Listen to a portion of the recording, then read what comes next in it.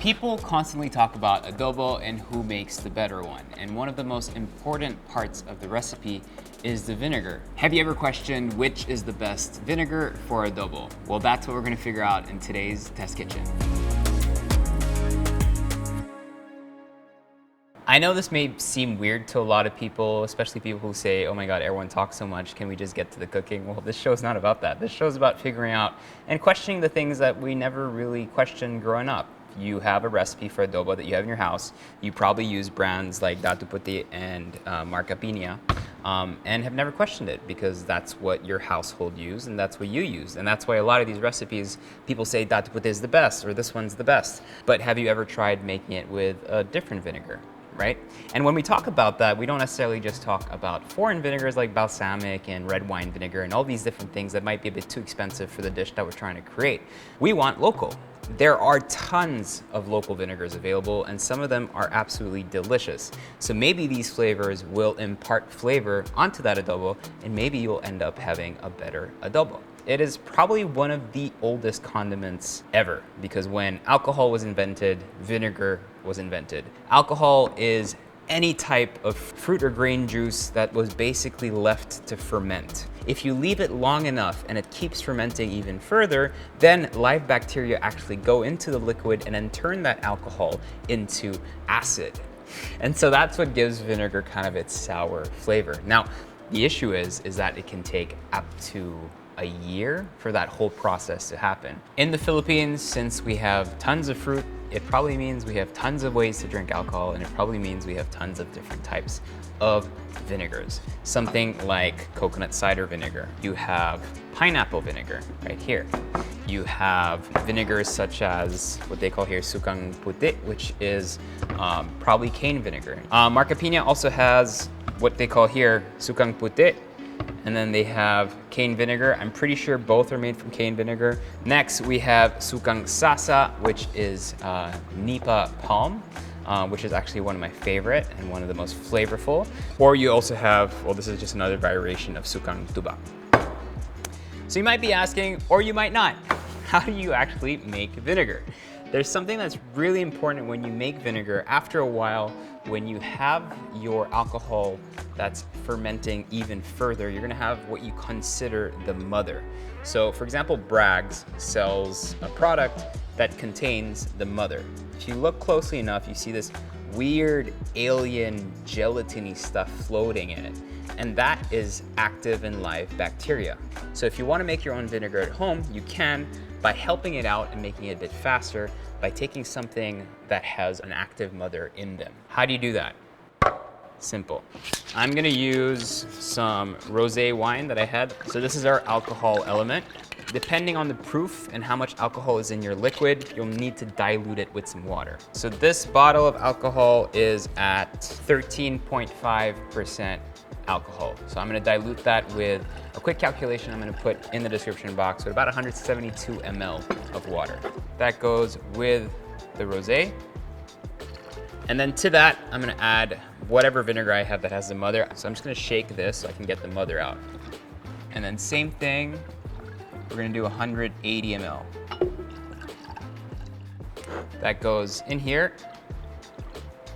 Put that into a jar. Cover that with some cheesecloth or any breathable fabric and a really kind of strong elastic. And you're gonna keep this in a cool and dark place for at least 2 weeks. Try it, and then you can age it further, up to 2, 6 months to a year, depending on the flavor that you want from it. You've just made vinegar. So I'm gonna taste all the vinegars, figure out which ones I like the most, and then we're gonna go ahead and proceed to cook all of them in a very standard recipe. Let's start with the more common one, sukang puti. I feel like they call this also sukang maasim sometimes. I would not recommend vinegar tasting. It does have some sweetness to it, which is quite nice though. Next, we'll try the pineapple vinegar. Not as aggressive, has a nice roundness to it. Not as sweet, surprisingly. Next, we have some coconut cider vinegar. This one I believe is made from coconut water. Quite similar to the pineapple one. There's a nice kind of caramelly flavor to it. The cane vinegar from Marca Piña. Similar, but not as dry. The sweetness is still there. I feel like this is... That's still the most aggressive one.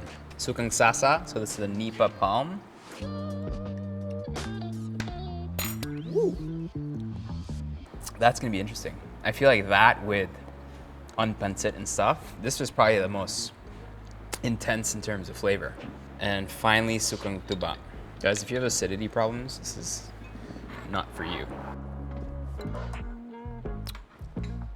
This is, I feel like I've drunk basi or tapoy or rice wines that taste similar to this, that have probably been sitting there for a little too long and slightly turned vinegary. Okay, so let's get cooking. All our ingredients are basically ready. We have some garlic, some black peppercorns, some salt, eventually some soy sauce to season things later, some bay leaves, and some beautiful pork. We have a mix of shoulder and some pork belly. I like the pork belly because it adds a little bit of fat. I like my adobo to have that separation of sauce and fat, which I think is really nice and works really well. All we're gonna do is brown our pork, let the fat seep out a little bit, give it some color, add in some garlic. Then we're gonna boil that with some water and some vinegar for about an hour, and then we're just gonna wait for the results. One quick tip when you're doing adobo, once you add your vinegar, don't mix it anymore. Apparently they say that way the vinegar burns off a bit faster in terms of the acid. So we'll do the exact same thing for every pot.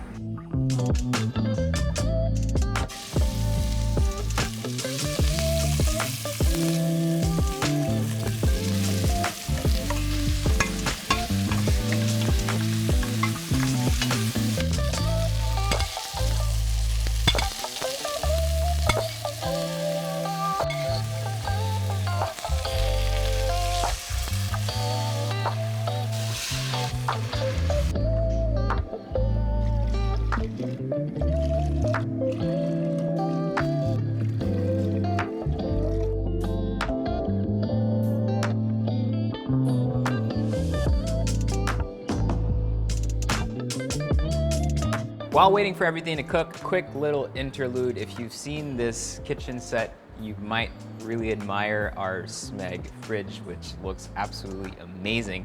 But what you might not realize is the 6-burner I'm cooking on right now is the Smeg Sinfonia. When you think Smeg, you think retro, you think round, you think really pretty. Not necessarily something you could cook massive kind of meals and feasts on, but the Sinfonia completely changes that notion. The stainless steel series is absolutely beautiful, extremely functional, and it's been working great so far.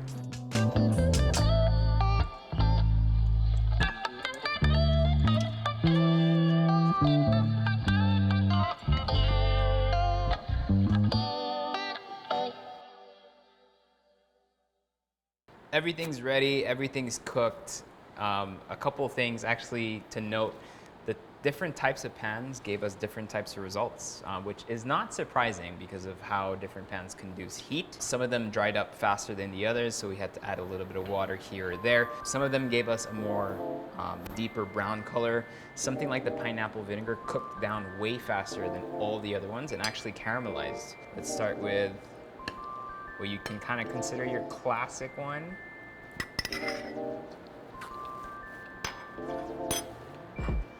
Standard, pretty good.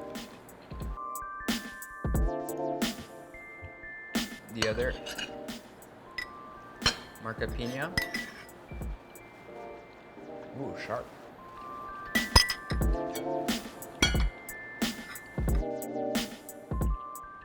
Sukang tuba.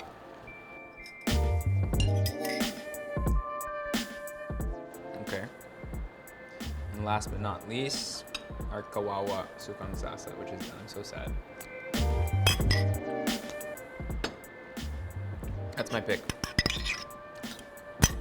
These are all with salt only. So obviously if you want to add a layer of complexity here, you could use 50 to 60 types of soy sauces, but we don't want to do that. Let's just stick to vinegar for now.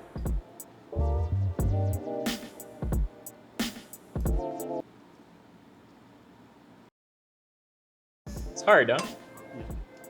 But this one, very distinct. Very classic tasting. So it does carry I mean, I feel like this plate is loaded with memories, just because that's what you're used to. Really?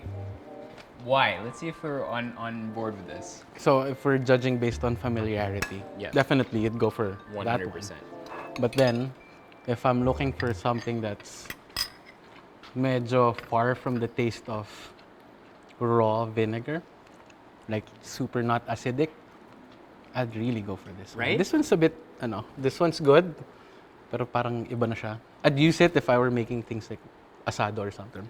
But Yeah. what's I feel like this has a sukang sasa. Infanta Quezon, Yeah, sap. nipa. I feel like it has a depth, like almost like a developed caramel flavor. Yes. You know what I mean? It's like it really feels umami compared to everything else. That's where I'm getting. I mean, the pork rendered out the same everywhere, but this kind of just complements it. It's like Stood on its own, actually. and it's kind of like how when you add coffee to a chocolate dish, or when you add salt to a sweet dish, it gives you that counterbalance that's always so satisfying. That's what I get here. Yeah, same, but yung salt niya, usually they work together, but this time the salt really assisted the vinegar instead of Correct. balance. That's why I really like this And one. this one would not need soy sauce. All of these would do really well with soy sauce. This one would not. Kumbaga, 'Cause the adobong soy- puti. Yeah, the soy one's- is so developed already there, even though there's no soy. Crazy. Okay, I'm happy that we agree on that. I'm a proud tito. Guys, do you remember Julius? He's our favorite taste tester. Let me start with this. You like adobo now? Ah, yes, very much. Up. Not sweet, so it's not good. You like sweet adobo? Yes, because my lola used to cook sweet adobo. It's almost the same, this one, these two. Do you all cook this? I love this? You were shooting it. What are you talking about?